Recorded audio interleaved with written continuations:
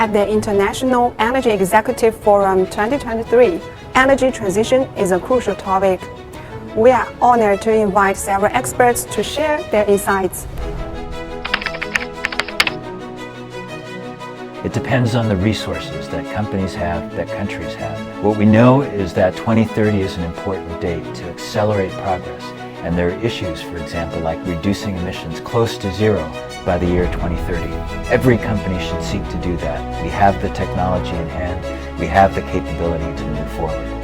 And every company should use the resources that it has to accelerate that progress and achieve that goal. For many companies, that includes oil and gas companies, they've already seen the pace accelerate during the past 10 years. Here in China, the government has put a lot more focus on peaking carbon and also carbon neutrality, so companies are under a lot more pressure to address this. But also at the same time, making sure that they can meet the energy security and energy affordability obligations. This is picking up, and the companies are looking at areas where they can tackle first. Oil and gas companies are good at certain areas of energy transition, like carbon capture and sequestration, like hydrogen, and even geothermal energy. The most important is get the balance between today and tomorrow.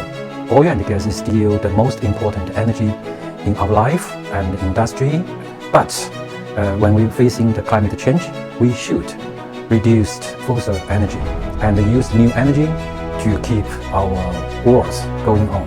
Different oil and gas companies have pursued different strategies. For example, if we look at some of the largest global integrated oil and gas companies, we've seen the European companies like Total Energy, like BP and Shell, they've ventured into the power and renewables business. They started acquiring smaller companies that are actively developing wind and solar power projects.